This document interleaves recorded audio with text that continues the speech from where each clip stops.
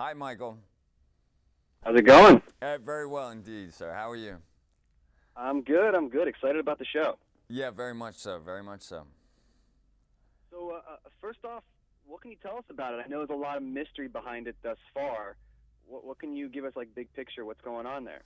Um, I think a lot of the mystery, people are saying, what is this show going to be? How is it going to look? Is it going to make me feel sick? Is it going to be like Blair Witch Project and all of this? No, it's not. It's not going to be quite like that. But of course, it is a found footage show. We are essentially, reviewing footage that we found that was shot by a documentary crew in the jungle, and that's how we're retracing the steps of my father by following certain tapes and looking at things that his crew have shot.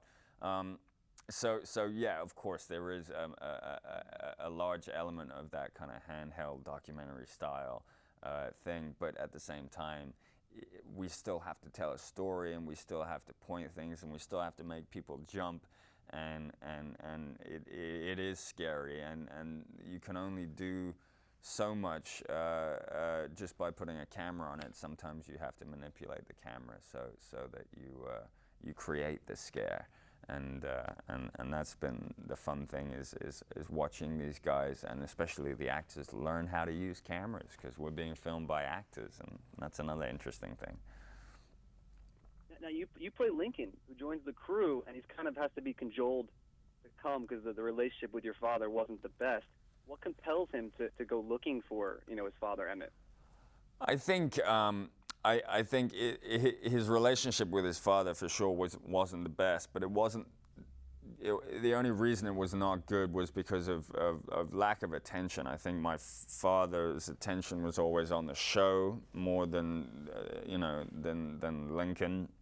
So, but equally, when a loved one is missing, or if something happens, that there's an obligation there, be it moral, be it love, be it whatever it is, that you must do the right thing, and the right thing is to go and try and find him and help him, regardless of what issues you may have, and it also makes for exciting television, because then when you get there, if you find him, then you got to discuss those issues. So it makes for a fun ride. I saw in an interview recently you did. You said whatever you think is going on, it's definitely not that. Can you Yeah. expand on that? And are the comparisons to Lost? Do they have any merit? The comparisons to Lost, I mean, we've heard a lot of that, and of course it's shot in Hawaii. Of course it's a jungle.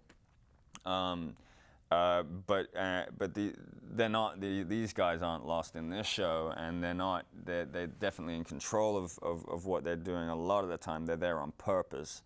Um, uh, but then it's tricky. It's not lost, and until people see how the show is shot, they're not going to fully understand the style of the piece. So hopefully by tonight they'll get it. Nice. This is from the creators of obviously Paranormal Activity. What are some of the creepier things that stick out in your mind from shooting? I know there was teased obviously the tree with the children's dolls was teased a little bit, and without getting too much giving too much away, what are some of the creepy things that we can Uh, expect? we shot in some locations that were abandoned hospitals, that were sort of on top of mountaintops, that were used, I don't know, wartime, Second World War, Pearl Harbor, and these things were overgrown and weird, and they were kind of isolation cells out in the middle of the jungle, like all by themselves, and it was very odd. And for the episode that we were using, that location is even more odd. So there's some really, really disturbing and creepy things that come up, definitely. Well, thanks, Joe, for your time. I really appreciate it, and I'm going to try not to make any assumptions about what's going on with the show. All right, thanks a lot. Take care, Michael. You too. Thank you.